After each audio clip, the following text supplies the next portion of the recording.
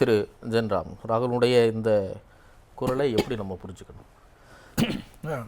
ராகுல் பாரதிய ஜனதா கட்சியினுடைய செயல்பாட்டை பாசிசம் அப்படின்னு வரையறுக்கிறார், ஏற்கனவே வரையறுத்திருக்கிறார்.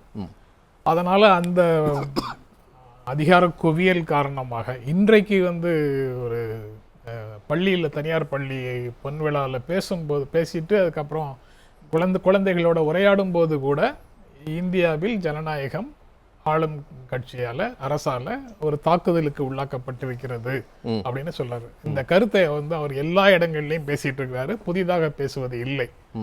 அப்படி ஒரு திரைப்படம் வெளியிடப்படுவதற்கு ஒரு தடை வரும்போது இயல்பாகவே அவருடைய குரல் அதிகாரத்துக்கு எதிராக, தடைக்கு எது காரணமாக இருக்கிறதோ அதற்கு எதிராக, அநீதிக்கு எதிராக ஒரு குரலை எழுப்புவதுதான் அவருடைய இயல்பான தன்மை. அது அவர் புதிதாகவும் தமிழ்நாட்டில் அதை செய்யல. ஏற்கனவே அந்த கூட்டணியில் இருக்கக்கூடிய, தலைமை தாங்கி கொண்டு இருக்கக்கூடிய திமுக அதுக்காக ட்வீட் பண்ணியிருக்கு. விசாரணை அமைப்புகளை போல, சிபிஐ, இன்கம் டாக்ஸ், இடி, அமலாக்கத்துறை இவற்றை போல நீங்க சான்றிதழ் வாரியத்தையும் ஒரு ஆயுதமாக, அரசியல் ஆயுதமாக பயன்படுத்துறீங்க அப்படின்னு ஒரு கண்டனத்தை முதலமைச்சர் ஏற்கனவே குறிப்பிட்டார்ல. அதை நம்ம பராசக்திக்கு எடுத்துக்கலாம், ஜனநாயகனுக்கும் எடுத்துக்கலாம். ஆனா இவரு நீங்க சொல்லக்கூடிய பாஜகவின் பாசிச போக்கை கண்டிக்கணும் அப்படின்னா அது பராசக்திக்கும் சேர்த்து கண்டிச்சிருக்கலாமே. ஏன் ராகுல் காந்தி வெறும் ஜனநாயகனுக்கு மட்டும் அதை கண்டிக்கிறாரு? அப்ப என்ன கணக்கு இருக்கும்? அதுக்கு தடை எதுவும் இல்லை. அது இரு தரப்பும் ஏற்றுக்கொண்ட ஒரு வகையில அது வெளிவந்துடுச்சு. கரெக்ட் இல்ல? 23 கட்டு கொடுக்குறாங்க. பராசக்தி கடுமையான ஒரு எதிர்வினையை தணிக்கை வாரியத்தின் மூலமா சந்திச்சுட்டு வரதுனாலதான் சிஎம் அந்த ட்வீட்டையும் சேர்த்து போடுறாரு.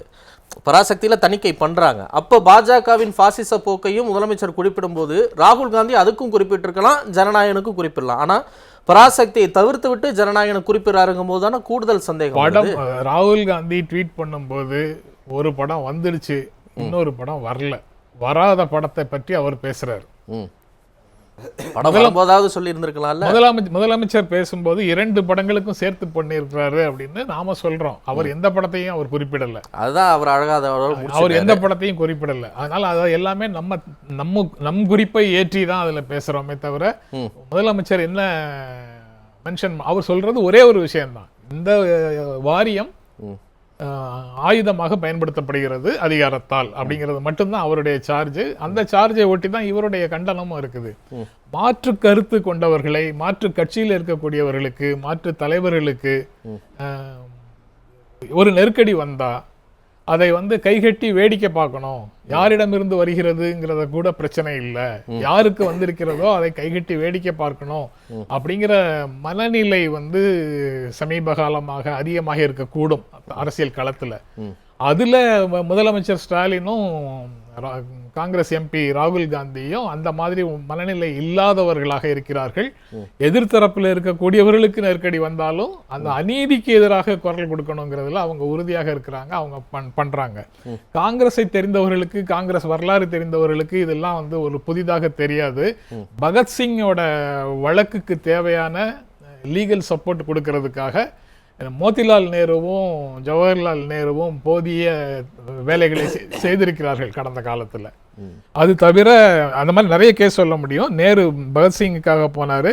அதுக்கப்புறம் காந்தி சுபாஷ் சந்திர போஸினுடைய தம்பி சரத் சந்திர போஸ், அவர் காங்கிரஸ் கட்சியிலிருந்து வெளியில போய் சோசியலிஸ்ட் கட்சி தொடங்கியதற்கு பிறகு அவர் கைது செய்யப்பட்ட போது அவருடைய விடுதலைக்காக வைஸ்ராய்க்கு காந்தி கடிதம் எழுதி அந்த அந்த வழிமுறைகளை காந்தி கடைபிடிச்சிருக்கிறாரு.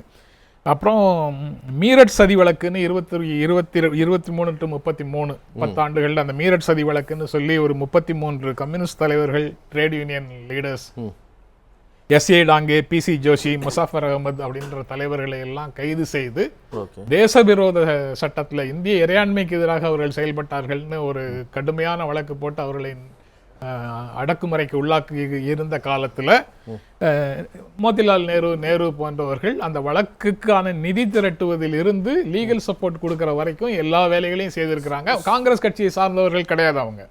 இப்படி எல்லாமே காங்கிரஸ் கட்சிக்கு எதிராக காங்கிரஸை விமர்சித்துக் கொண்டிருக்கக்கூடிய செக்ஷன்ல நடக்குது. ஆனா காமன் எனிமியாக பிரிட்டிஷ் ஏகாதிபத்தியம் இருக்குது, காலனி ஆதிக்கம் இருக்குது.